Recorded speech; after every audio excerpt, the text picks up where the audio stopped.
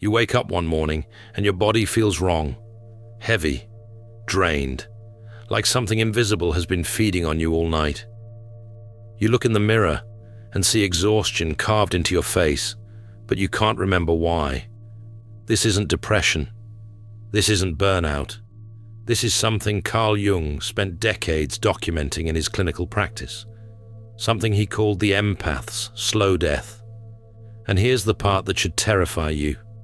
Most empaths don't realize they're dying until it's almost too late. Today, I'm going to show you how empaths heal themselves by unlocking what Jung called the awakened empath. Because the secret isn't what you think. It's not about protecting your energy or setting better boundaries. It's about something far more dangerous and far more powerful. Jung's private case files reveal a pattern that stunned him. Patient after patient arrived at his clinic with the same symptoms. Chronic fatigue that sleep couldn't cure. A hollow feeling in the chest, like something vital had been carved out. The sensation of being a ghost in their own life. These weren't random cases. These were empaths who had given so much of themselves that they'd forgotten how to be whole. But here's what made Jung's hands shake as he wrote his notes. These empaths weren't just tired. They had become what he called emotional black holes, unconsciously absorbing everyone else's pain, rage, and despair while giving away their own life force. They were dying from the inside out, and they didn't even know it.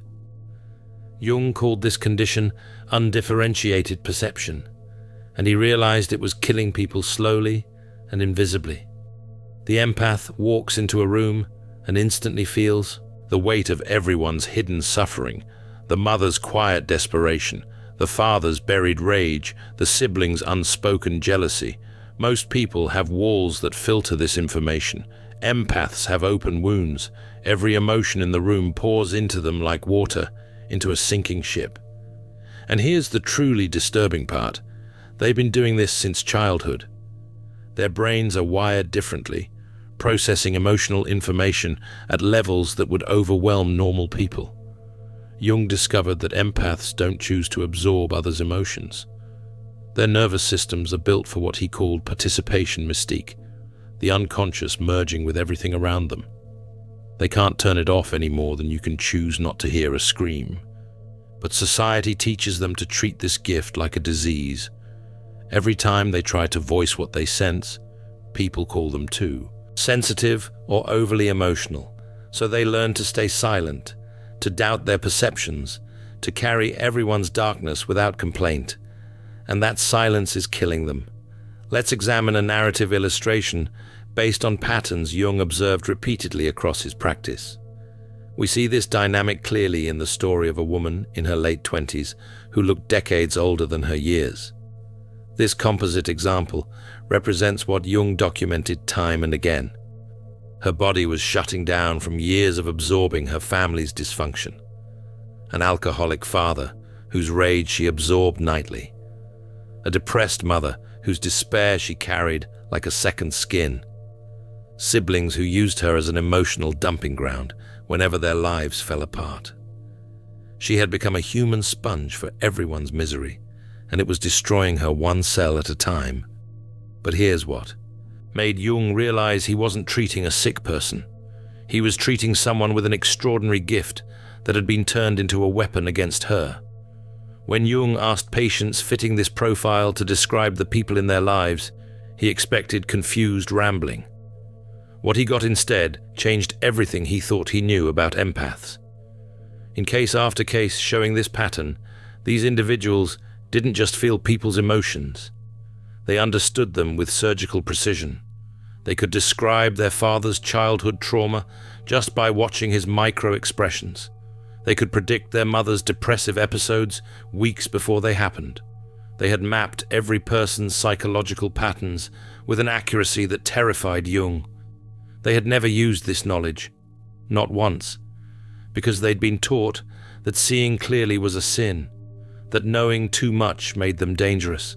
So they'd spent their lives pretending to be blind while their gift slowly poisoned them. Jung realized he was sitting across from dormant warriors, people with the power to see through every lie, every manipulation, every hidden agenda. But those warriors had been asleep for so long they'd forgotten they existed. Traditional advice for empaths is useless. Set boundaries, they say. Practice self-care. Learn to say no. Jung tried all of it with his empath patients. None of it worked. Not because the advice was wrong, but because it missed the fundamental problem. You can't set boundaries when your entire nervous system is designed to merge with others.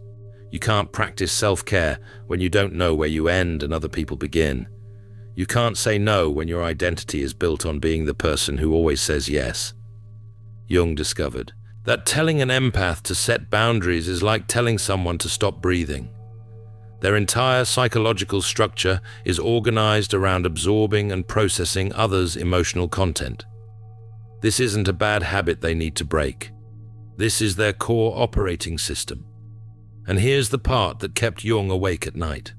The traditional advice fails because it treats empaths like broken normal people who need to become more normal. But empaths aren't broken normal people. They're a completely different species of consciousness that society doesn't understand and can't accommodate. The real problem isn't that empaths feel too much. The real problem is that they've been conditioned to believe their perceptions are wrong. They see manipulation and get told they're imagining things. They feel someone's hidden rage and get told they're being paranoid. They sense dysfunction and get told empaths aren't broken, they're alchemists in progress. The Alchemist's Path gives you drills, Jung-based boundaries, and 3 exclusive chapter videos to turn overwhelm into clarity. By Surreal Mind, 236-page downloadable ebook, in stock. Begin now at thesurrealmind.com. They're creating drama. This creates what Jung called the empath's curse. You're given extraordinary perception, but punished every time you use it. So you learn to gaslight yourself, to deny what you see, to apologize for existing. And that self-betrayal is the real poison. Jung observed something disturbing across his empath cases.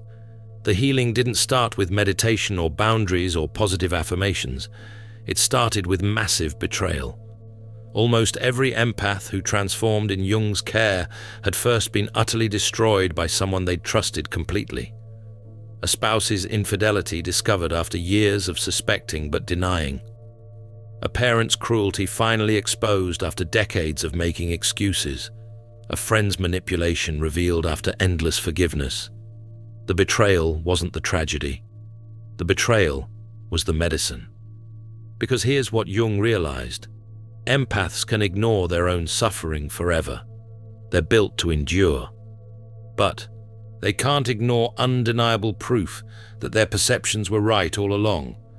When the evidence becomes overwhelming, when the lies finally collapse, something inside the empath cracks open. Jung called this the clarity event, the moment when the fog lifts and they see with absolute precision exactly how they've been used. Most people would expect empaths to break down at this point, to cry, to rage, to fall apart. Their betrayers expected that too. They were prepared for emotional chaos they could manipulate. What happened instead was something nobody saw coming. The empaths became unnaturally calm. They stopped defending themselves. They stopped explaining. They stopped trying to make anyone understand. Because they'd finally stopped needing anyone to validate what they could see clearly. Jung described it as the moment the sleeping warrior opens her eyes. And when that warrior wakes up, everything changes. Here's where Jung's research becomes truly dangerous. To heal, the empath must do something that society has spent their entire life teaching them is evil. They must find their inner monster. Not metaphorically, literally. The empath must locate their capacity for coldness, for cruelty, for selfishness. They must integrate what Jung called the shadow, the parts of themselves they've been taught to destroy. This isn't about becoming a bad person. This is about becoming a complete person. Jung observed that empaths who stay broken are empaths who believe they must be harmless to be good. They equate kindness with weakness, compassion with doormat behavior, gentleness with victimhood, and that equation is killing them. Because being harmless isn't a virtue. Being dangerous but controlled is the goal. Jung watched his empath patients discover something that shocked them. They weren't weak. They'd been collecting data on their abusers for years. Every manipulation tactic, every emotional trigger, every psychological weakness. They knew exactly how to destroy the people who'd hurt them. They just hadn't realized they possessed this knowledge because they'd never imagined using it. This is what Jung called the strategist's war room. The empath's mind isn't a victim's diary. It's a weapons cache they've been unconsciously building their entire lives. And the moment they realize this, everything shifts. They understand they've been playing chess while everyone else thought it was checkers. They see that their so-called weakness was actually restrained power. They recognize that they weren't broken by abuse, they were studying it, and now they know the game better than anyone.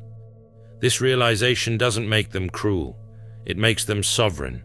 They're no longer people things happen to.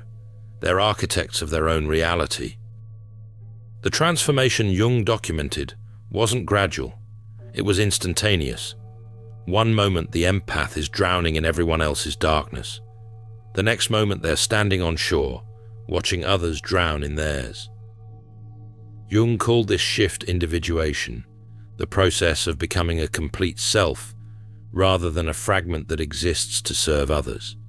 And the first sign of individuation is the ability to observe without absorbing. Consider how this manifests in practice. The healed empath walks into the same room that used to destroy them. They feel the mother's desperation, the father's rage, the siblings' jealousy. But now, instead of absorbing these emotions, they simply witness them. They see the patterns. They understand the dynamics. They feel compassion for the suffering. But none of it lives in their body anymore. Jung called this the mirror effect. The awakened empath becomes a reflective surface that shows people their own darkness without saying a word. And here's what makes this so powerful. When you stop absorbing people's shadow content, they're forced to carry it themselves. The alcoholic father can't use his daughter as an emotional dumping ground anymore. The depressed mother can't siphon energy from her son. The manipulative friend can't feed on their empath's constant validation. And without the empath playing their assigned role, the entire dysfunctional system collapses. This is why families and groups react with rage when an empath transforms. They haven't lost a loved one. They've lost their psychological waste disposal system.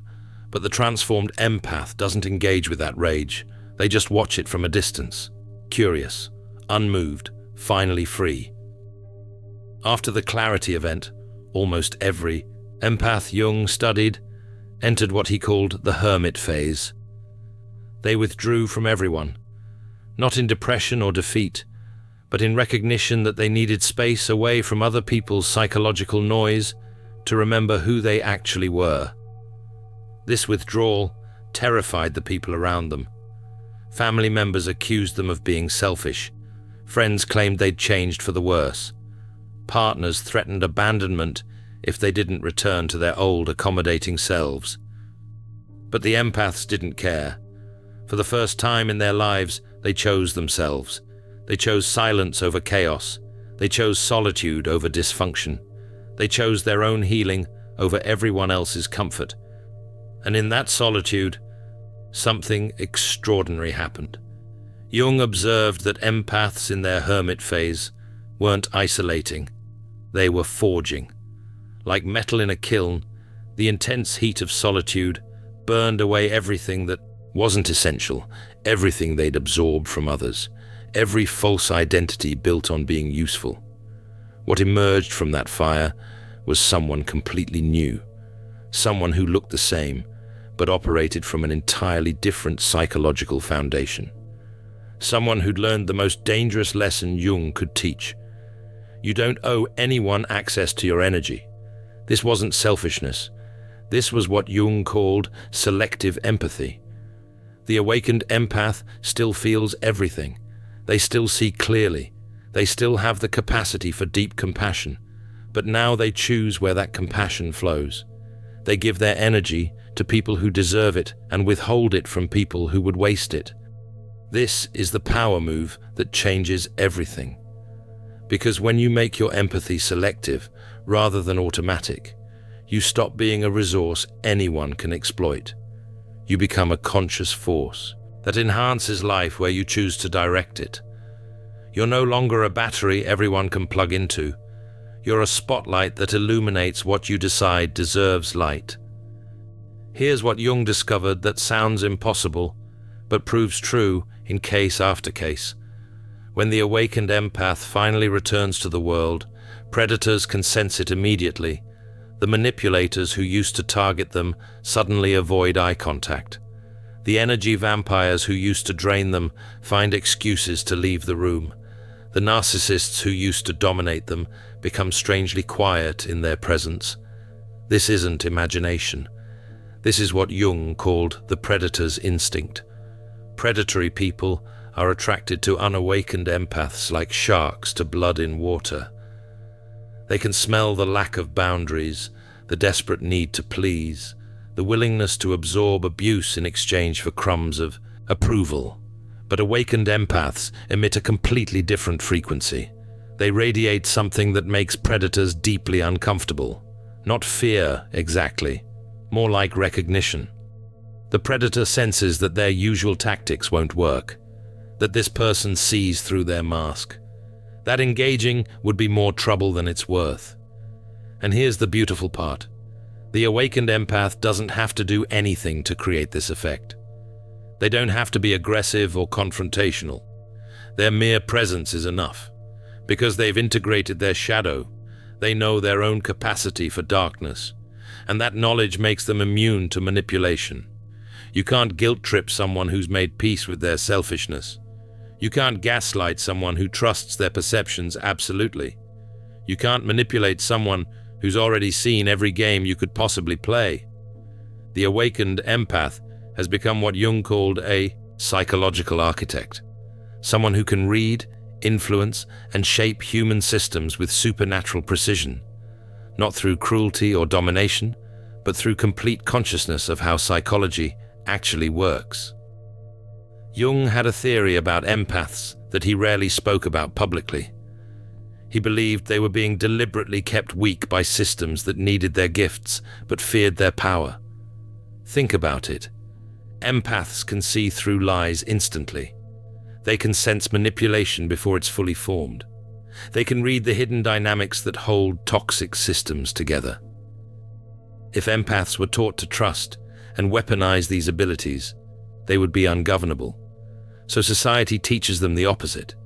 It teaches them their gift is a disorder, that seeing clearly is paranoia, that strong boundaries are selfish, that saying no is cruel. Every message an empath receives from birth is designed to convince them that their power is actually their weakness. And most empaths never question this programming. They spend their entire lives apologizing for existing, dimming their light so others feel comfortable, sacrificing themselves on the altar of being acceptable. But the empaths who wake up, the ones who survive betrayal and integrate their shadow, they become something society can't control. They become sovereign beings who serve life on their own terms. They're no longer participants in dysfunctional systems. They're disruptors who reveal dysfunction just by refusing to enable it. And Jung believed this was evolution in action, that awakened empaths represent the next stage of human consciousness. Beings who can feel everything without being destroyed by it, see everything without becoming cynical, love deeply without losing themselves. This is why the world tries so hard to keep empaths asleep, because awakened empaths are dangerous to the status quo. They're dangerous to narcissists who need supply.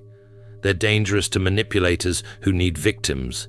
They're dangerous to systems built on people not seeing clearly, not because they're cruel or destructive, but because they can no longer be used. So here's Jung's final insight about how empaths actually heal themselves. It's not about becoming less sensitive.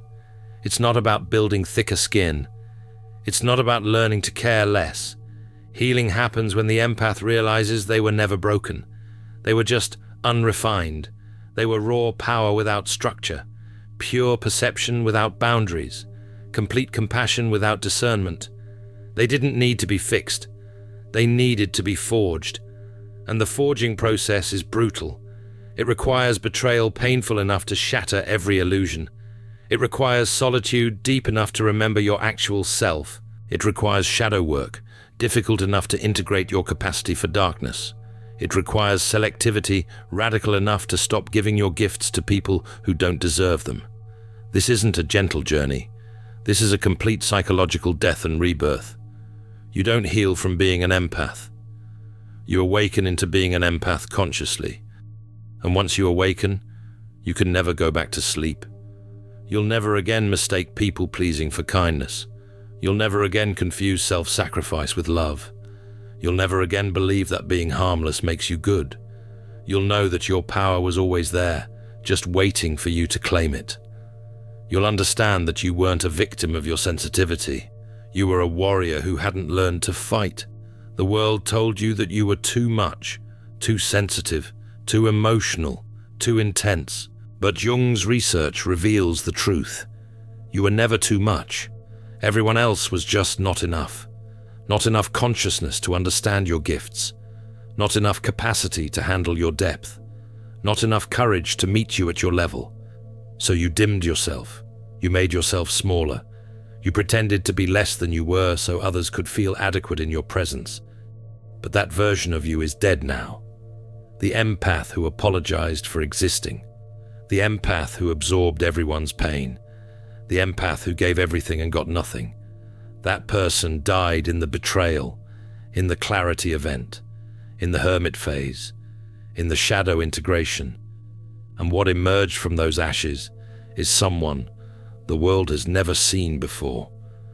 An empath with boundaries. An empath with teeth. An empath who knows their worth and refuses to negotiate it. This is the awakened empath Jung spent his life studying. This is the transformation that terrified and fascinated him. This is the power that's been sleeping in you since birth, just waiting for the right catalyst to wake it up.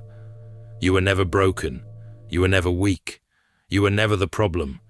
You were a dormant force that the world convinced you was a flaw. But now you know better. Now you see clearly. Now you understand what you actually are. You're not a victim of your sensitivity. You're a weapon waiting to be wielded. You're not damaged by your depth. You're dangerous because of it. You're not suffering from your empathy. You're sovereign through it. And the moment you realize this, the moment you integrate your shadow and claim your power, you become unstoppable.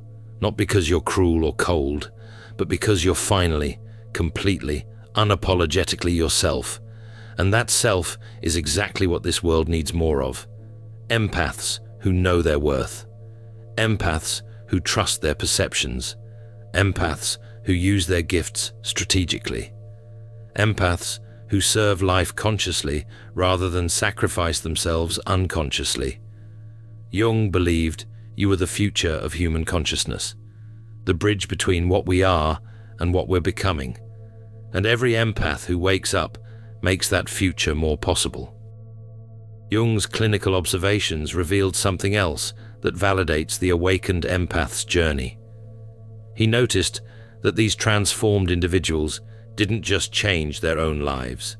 They created ripple effects in every system they touched. Their families were forced to become healthier or reveal their toxicity. Their workplaces either evolved to accommodate authentic communication or exposed themselves as psychologically unsafe. Their friendships either deepened into genuine connection or dissolved into the superficial transactions they always were. The awakened empath becomes a catalyst for collective transformation simply by existing authentically. They don't preach or teach or force anyone to change. Their presence alone demands that everyone around them choose consciousness or chaos. This is what Jung meant when he said empaths were evolutionary pioneers. They're not just healing themselves.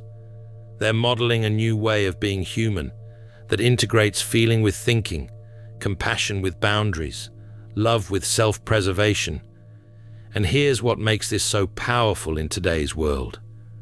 We're living in a time of collective awakening where more empaths are reaching their breaking points simultaneously. The old systems that relied on empaths staying asleep are collapsing. The manipulators who fed on unawakened empaths are finding their supply drying up.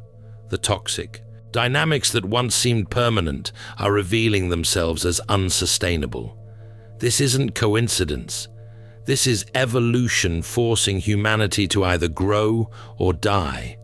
So if you've been betrayed, if you're in your hermit phase, if you're integrating your shadow right now, understand this. You're not falling apart. You're becoming whole. You're not losing yourself. You're finding yourself. You're not broken. You're breaking through. This is the awakening Jung documented. This is the transformation that changes everything. This is your power finally coming online after a lifetime of dormancy. The world tried to convince you that your empathy was your weakness, but Jung's research proves the opposite.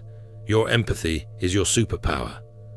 Once you learn to wield it consciously, once you integrate your shadow, once you become selective about where you direct your gifts, you become the most powerful force in any room you enter, not through domination or manipulation, but through complete consciousness. You see everything, you feel everything, you understand everything, and now finally, you choose everything. This is how empaths heal themselves, not by becoming less empathic, but by becoming empathic with purpose, not by shutting down, but by waking up, not by building walls, but by becoming sovereign. You were never meant to be everyone's emotional support system. You were meant to be a conscious force that enhances life where you choose to direct it. If you've recognized yourself in this awakening process, write in the comments, "I am awake," because your transformation isn't just personal, it's evolutionary. Every empath who wakes up shifts the collective consciousness towards something more aware, more honest, more whole. Jung believed in you. Now it's time to believe in yourself. Subscribe for more insights into becoming the awakened empath Jung knew you could be. Because the world doesn't need more broken empaths. It needs more empaths who've learned to harness their power consciously. And that journey starts the moment you stop apologizing for existing and start claiming the warrior you've always been. You were never broken. You were just unrefined. And now, the refining is complete. In the Alchemist's Path, perception training for empaths, you'll turn overwhelm into wisdom with practical drills, Jung-inspired boundaries, and step-by-step perception training. This guide includes 3 exclusive chapter videos to deepen each lesson. Written by Surreal Mind, 236 pages, beautifully designed 8.5 by 11 downloadable ebook, in stock now. Start your training today. Feel deeply while thinking clearly. Get the Alchemist's Path at thesurrealmind.com.